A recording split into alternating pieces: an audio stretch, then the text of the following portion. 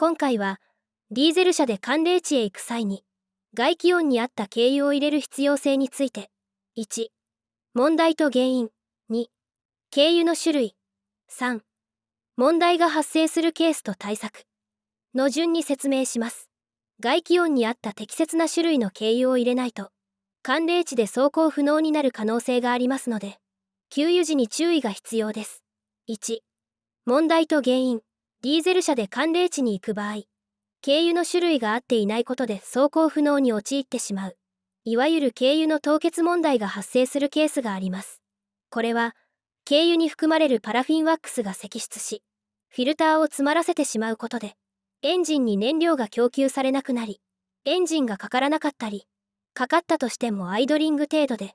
回転数を上げることができなくなるためです。軽油のすべてが凍結していなくとも、一部の成分が固形化することで走行不能に陥りますので、外気温に合った適切な種類の軽油を入れる必要があります。2、軽油の種類。凍結問題を避けるためにも軽油は5種類に規格化され、流動点や目詰まり点といった流動性を示す値にて、各地域の季節や気候によりガイドラインが作られ、ガソリンスタンドにて適切な種類へ入れ替えられています。同じ地域の中でも地形や標高により特に低温になる場合は、より流動性の良いものを使用することになっています。詳しい資料は日本規格協会のウェブページにて、JIS K2204 を検索し購入することができます。3、問題が発生するケースと対策。問題が発生するケースの多くは、関東以西の太平洋側の温暖な地域から、スキーやスノボへ行くために寒冷地へ向かう際に、温暖な地域の軽油のまま寒冷地へ行ってしまった結果、ウィンタースポーツを楽しんだ後に帰ろうとしたら、エンジンが不調になる、といったケースです。他にも、寒冷地でもあまり乗らない車両であったため、下記の燃料のままになっていて、冬季に動かそうとしたらエンジンが不調になる、というケースもあります。対策は両車とも同じで、事前に寒冷地仕様の軽油を入れることで、問題を回避することが可能です。前者のウィンタースポーツのケースでは、現地のガソリンスタンドで寒冷地仕様の軽油を入れ、全部でなくとも軽油を寒冷地仕様に近づけることができます。